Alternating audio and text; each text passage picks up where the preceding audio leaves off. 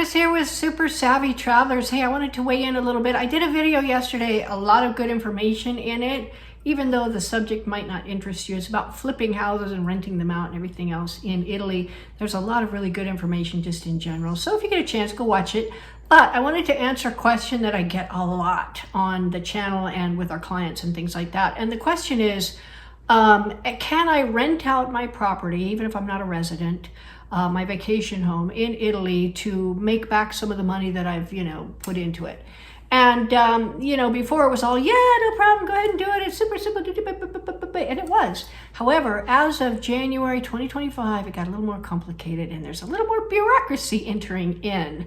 So what happened in January 2025 was it was made mandatory that for you to have a short-term rental, you had to have a CHIN number. And the CHIN number is basically, in a nutshell, it is sort of a tax ID identification number for your short-term rental unit. Okay, and everybody needs to have one because the penalties are stiff if you don't. So like if you don't have one and you rent your place out, you could be penalized 5,000 euros. And then if you don't have your number on the outside of your unit, that could be another penalty. So just, it's not even worth it to do that. So that said, that's a new thing that you have to take on if you're going to rent out your vacation home in Italy. Now, what that does is it makes it so that you can't, rent it out under the table. No more black money, as we say. And it levels the playing field for us, which we're really happy about because, my gosh, we have to pay. We have a corporation and we have all our B&Bs through the corporation. So our prices have to be higher because the taxes on our income for the income coming in is 24%. And many times there's not a lot of deductions that you can take. So it's pretty steep. And in order to, make any decent money at all, you have to do a lot of stuff on your own.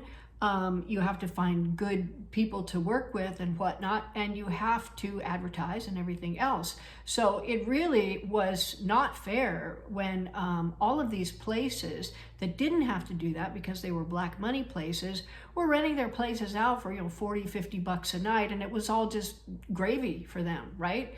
For us, it wouldn't be, and we can't afford to rent our places out for 40, 50 bucks a night.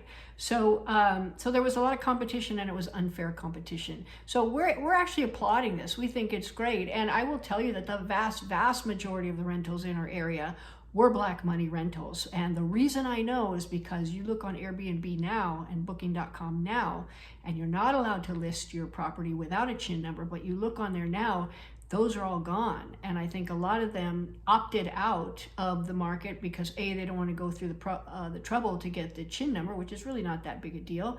But B, they probably didn't want anybody looking into their past or, previous years of what were you doing with this property kind of thing.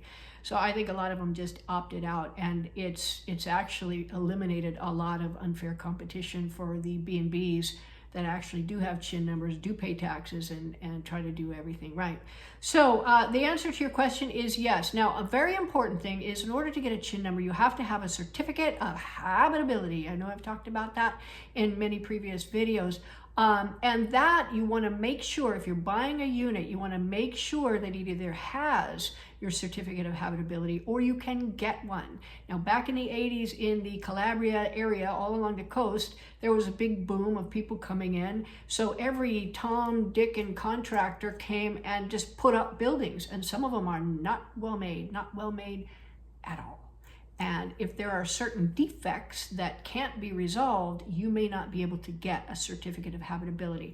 That's something that you want to look at with your architect, geometer, or engineer and determine that before you buy it, if you have the idea of getting a vacation rental and renting it out when you're not there. So I hope that helps, guys. Things that got a little more difficult, but they're still doable, and you still can make some pretty decent money if you follow the rules and you charge a decent rate, which of course the market will determine. So move forward, but definitely keep all of those things in mind.